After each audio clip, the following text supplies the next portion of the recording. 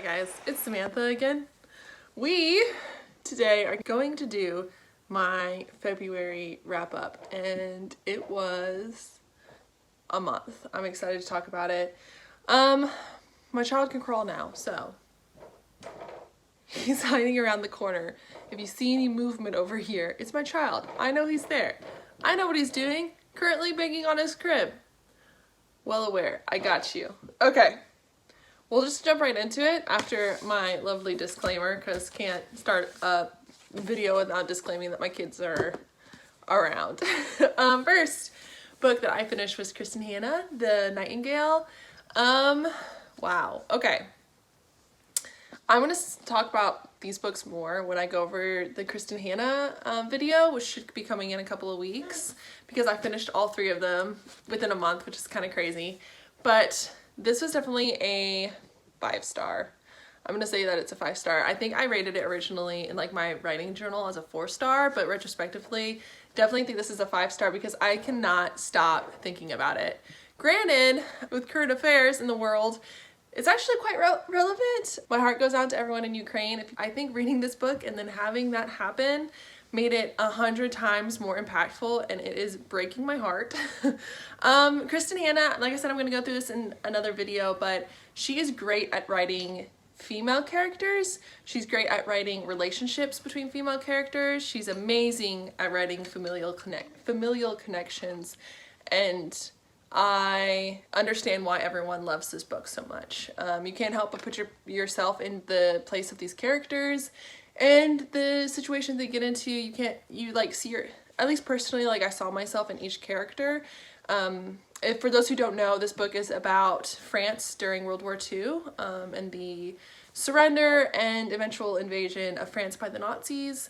And it's about two sisters who each take two very different paths in the war. One sister is a married woman with one child, and she decides to stay in France in her house and stand her ground there. And her sister is a young single woman who decides that she is going to take a more active role in rebelling against the Nazis and assisting people. So, I had so much anxiety reading this book because you know the thing with this historical fiction is that you know exactly what is going to happen and what these characters are going to go through because you have read history, and therefore it is 100 times more heartbreaking when they do. So 5-star, if I haven't talked about this enough, 5 stars. The next book I'm going to talk about is another Kristen Hanna book, The Four Winds. Same thing, you know historically where this is going, so you know what these characters are going to go through, and it makes it 100 times more painful. This one was more of a 4-star for me. I think one of the characters at the end, I didn't quite jive with their character development or like where they went. I think Kristen Hanna could have done a lot better with that character. If you didn't know, this book, which was a book of the year, like finalist, it won for 2021, it's about the Great Depression and a woman and her journey with her 2 children through the Great Depression. They start off in Texas and end up in California, and the journey that they have to take in poverty and being immigrants, or migrants technically, the discrimination that they face, and the hardships that they handle. The main character in this book could have done better at the end. We could have done more with her. I don't think what happened with her I agree with. Basically, she falls in love with the first man that tells her that she's beautiful, and consequently she gets herself involved in things that she shouldn't necessarily be involved in, and tragedy strikes. But it's all because of a man who tells her she's beautiful. And hopefully like someone else got something more out of that. I'm not saying that this didn't like hurt me. I cried physical tears twice. My husband was trying to interrupt me while I was reading, and I snapped at him because I was so invested in this. So it was still a good book, but I wanted that character to do more than what she did. Next book, we did like 2 really good books. This one is gonna hurt. This one's Vespertine by Margaret Rogerson. This is about nuns who fight the dead. So here's the thing. This was a buddy read with Jessie, and I love, lots of love. She loved this book. I did not. I tried. I really did. This is like more like a 2-star for me. My thing with this book, and I have to disclaim, I was looking forward to reading House of Sky and Breath at this point. So I don't know if I was like trying to rush through this. I don't know if I just didn't have the patience because I wanted to read a different book. So that might have something to do with it. But this is my first Margaret Rogerson book. I was looking forward to it because I wanted to read her other 2 books. I heard great things about them.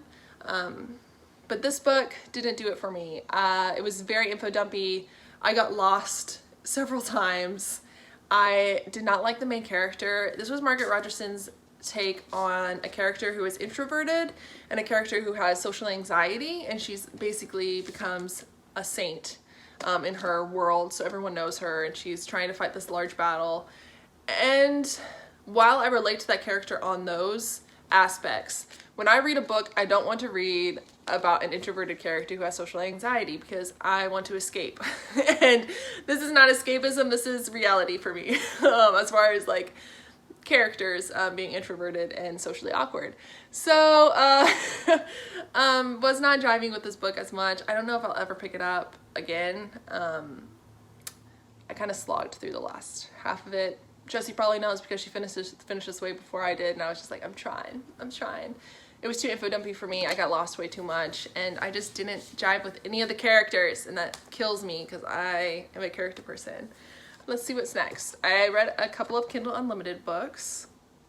Oh my gosh. How can I forget? Promises and Pomegranates. This was a 2-star book for me. This is one I read on Kindle Unlimited. It had me questioning the difference between smut and erotica. I'm not gonna lie to you. Every other page had explicit sex scenes in it, which I didn't mind. I mean, granted, I like that the Hades in this one had 0 redeeming qualities. I think in the other retellings, like, it was either like Hades was misunderstood or was portrayed incorrectly by the masses, or he had a few redeeming qualities. This one, there was 0 redeeming qualities. It was kind of like a mafia love story thing going on. Lots of violence, which I didn't mind. I just didn't jive with it. It was a 2-star. I just didn't like the way it was handled. I guess mafia love stories aren't really for me. My bad. I'm not going to talk much more about that one. If you wanted to see me talk more about Hades and Persephone retellings, though, I have a whole video. I'll link it down below. That's where I go into depth with that. But that was definitely just a 2-star, maybe 3-star. Hooked. Oh my gosh. Okay. Another Kindle Unlimited book. I read this book because I cannot help myself. Saw some people I follow on Instagram post about it, and I got sucked in. I'm too curious for my own good. This is a Wendy Peter Pan Hook retelling where Wendy falls in love with Hook.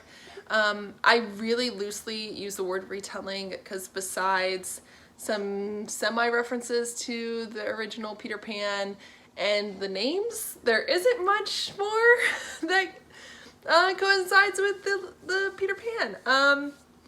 This is a very toxic romance. If you're not wanting to read a toxic romance, don't read it because that's what it is. Hook is highly abusive and Wendy has daddy issues. Granted, it comes into, it was like a train wreck you couldn't stop watching. I read this book in like 2 days because I literally just like, it was like Jersey Shore. I like couldn't stop watching. I love the train wreck. I couldn't. So yeah, that's why I read it. It's definitely a 2-star. But anyone who just wants a fun time, if you're okay with reading about a toxic relationship and not getting your feelings hurt or being triggered by that, go for it. But I'm gonna tell you right now, yeah, it was straight up abusive. I think that at the end, they tried to redeem it with some stuff, some familial, like, ooh, look, they're happy. But, yeah, it was interesting. If you want something fun, not take yourself too seriously, go for it. I might actually pick up Scarred, which is that author's second book. I'll put it up here this month, technically March, because, what can I say? The final book I'll wrap it up with is the book I actually did a vlog for. I can link it down below as well. House of Sky and Breath by Sarah J. Maas. This was a 5-star book. It just took off. This book just took off. I had so many just like, what moments? If you watch the vlog, you know, I was highly invested in this book.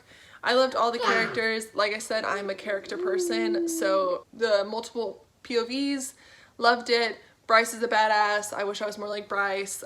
She cracks me up. Hunt, I just laughed at him the whole time, and honestly the reason I was just laughing at him was because his whole personality during this book was keep Bryce safe, screw Bryce, like do the dirty, shame with Bryce. Protect Bryce, shame with Bryce. Protect Bryce, shame with Bryce.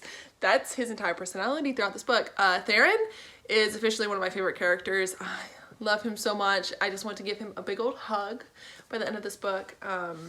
Yeah, if you don't know, this book is the second to Crescent City, which is a adult fantasy book written by Sarah J. Maas. It is about oh my god, a city where fairies and shapeshifters, there's angels and vampires and necromancers, and specifically the character Bryce and her best friend Danica, who end up getting into trouble, and the higher powers that rule the city, and how Bryce fits into that, and how she tries to protect her friends and herself, and comes into their own like family unit.